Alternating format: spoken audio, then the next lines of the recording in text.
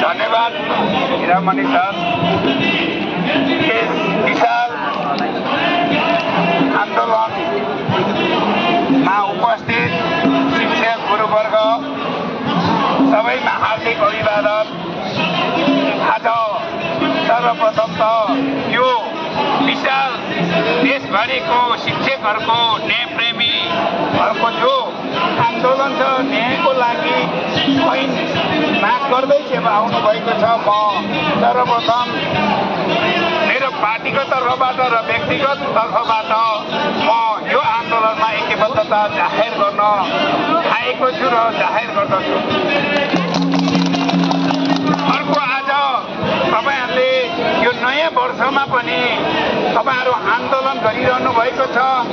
यो नयाँ वर्ष वास्तवमा आफ्नो घरमा वा आफ्नो परिवार वा आफ्नो नातागोता साथीभाइसँग मनाउनु पर्ने थियो, तर फेरि पनि तपाईहरु आन्दोलनबाट नयाँ वर्ष मानिरहनु भएको छ र सम्पूर्ण शिक्षक साथीहरूलाई म यो नयाँ वर्षको 2082 को हार्दिक मंगलमय शुभकामना व्यक्त गर्न चाहन्छु।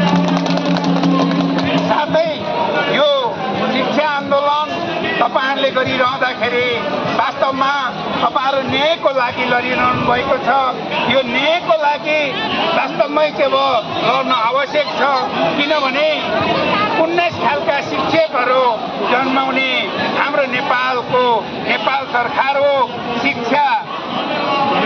शिक्षाबाट जसरी बचाउने 19 खालको शिक्षकहरू जन्माइसकेपछि पक्कै पनि तिनका हेरचाह वा एकै खालको बनाउनलाई अभिभावकीय भूमिका नेपाल सरकारले खेल्नै पर्छ। वास्तवमा त्यो खेल्न नसक्दा आज आन्दोलन भइरहेको छ। आज नयाँ ऐन आइरहेको छ, फेरि पनि समितिमा गएर उपसमिति बनिरहेको छ र त्यो उपसमितिबाट करिब टुङ्गिन लागेको छ। केही बुदाहरुमा वा केही तपाईहरुको माग वा तपाईहरुको न्यायको लागि एक खालको त्यहाँभित्र पनि संघर्ष भइरहेको छ।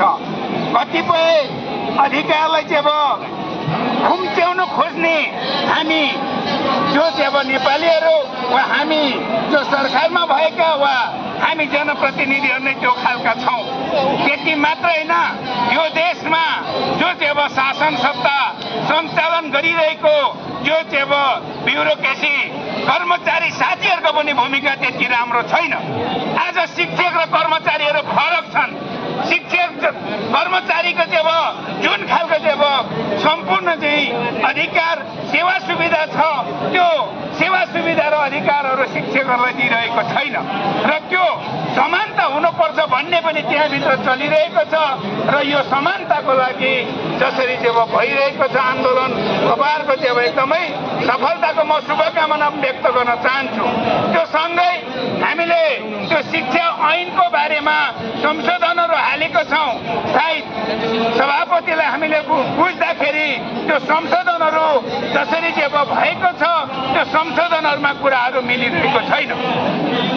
त्यसले गर्दा आइरहेको छैन संसदमा। जो संसदमा नआइसकेपछि त्यो जुन उपसमिति र समितिमै रहेको छ, त्यसले गर्दा यो जुन ऐनलाई छिटोभन्दा छिटो ल्याउनको लागि वास्तवमै संसदमा एक खालको दबाव पनि भइरहेको छ। र त्यो अब तपाईहरुको यो 13औं दिन भइसक्यो आन्दोलन। यो 13औं आन्दोलनले के देखाउँछ भने अब विशेष महाधिवेशन माग गरेर भए पनि यो शिक्षा ऐन ल्याउनु पर्छ र तपाईहरुको मागलाई सम्बोधन गर्नुपर्छ। म यो नेपाल सरकारलाई त्यो माग जोरदार रूपमा गर्न चाहन्छु। आज वास्तवमै भने 13 दिन भइसक्यो। 13 दिनमा एउटा सामान्य हिन्दू परम्परा अनुसार पनि मान्छे क्रियापुत्रबाट निस्किसकेको हुन्छ। तर फेरि पनि आज यो सरकारले देखिरहेको छैन। यति धेरै यो पानी झरेर असिना पानी त्योसँगै यो घाममा तताएर शिक्षकहरूलाई राखिरहनु भनेको यो वास्तवमा मानव अधिकारको पनि हनन हो।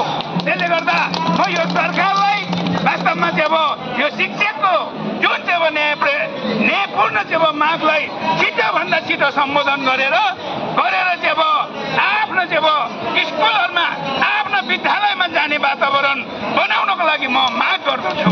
त्यति मात्र होइन, जो तपाईँहरू शिक्षकहरूले जसरी चाहिँ अब आन्दोलनकै लागि यहाँ परीक्षा गराएर आइरहनु भएको छ, लाखौं लाख विद्यार्थीहरूको चाहिँ अब भविष्य अन्यल भइरहेको छ।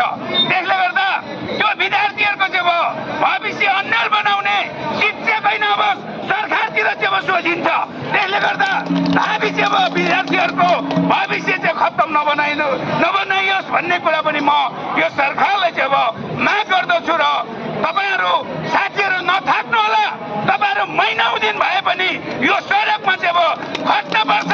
तपाईँहरूको चाहिँ अब न्यायको लागि यो चाहिँ अब के अरे कानुन चाहिँ अब त्यो आउनुपर्छ र ल्याउनुपर्छ, किनभने यो देशमा अन्याय धेरै चाहिँ अब अन्याय भएको छ। यो देशमा जसरी चाहिँ अब शिक्षकहरूलाई हेर्ने दृष्टिकोण, शिक्षकहरूलाई चाहिँ अब जुन खालका चाहिँ अब सेवा सुविधाको कुरा वास्तवमै चाहिँ अब अन्यायपूर्ण छ। अन्य देशहरूमा तपाईँले देख्नु भएको छ, सबैभन्दा माथि शिक्षकहरूलाई राखिएको छ। त्यसैले गर्दा त्यो देशको शिक्षा प्रणाली नै चाहिँ अब धेरै माथि छ। जब हाम्रो चाहिँ अब शिक्षकहरूलाई 19 खालको शिक्षा बनाउने, त्योसँगै चाहिँ अब सेवा सुविधा नदिने, त्यसले गर्दाखेरि हाम्रो चाहिँ अब शिक्षा बिग्रिरहेको छ। त्यसले गर्दा यो शिक्षालाई जुन चाहिँ अब उच्च स्तरमा राखेर ऐन ल्याउन पर्छ भन्ने म जोरदारका साथ माग गर्दछु। र फेरि पनि यो संसद चाहिँ अब विशेष अधिवेशनबाट चलाएर भए पनि यो ऐन ल्याउन पर्छ र शिक्षकहरू अनि मात्र चाहिँ अब घर फर्किनुहुन्छ, अनि मात्र चाहिँ अब स्कुल फर्किनुहुन्छ भन्ने कुरा चाहिँ अब म राख्दै फेरि पनि शिक्षकहरूको भविष्य र विद्यार्थीको भविष्यमाथि खेलवाड चाहिँ अब नगरोस् सरकार भन्ने कुरा चाहिँ अब राख्दै म फेरि पनि तपाईँहरूलाई यो आन्दोलनको चाहिँ अब पूर्ण चाहिँ अब सफलता हुनेछ भन्ने कुरा म राख्दै शुभकामना दिँदै बिदा हुन्छु। धन्यवाद।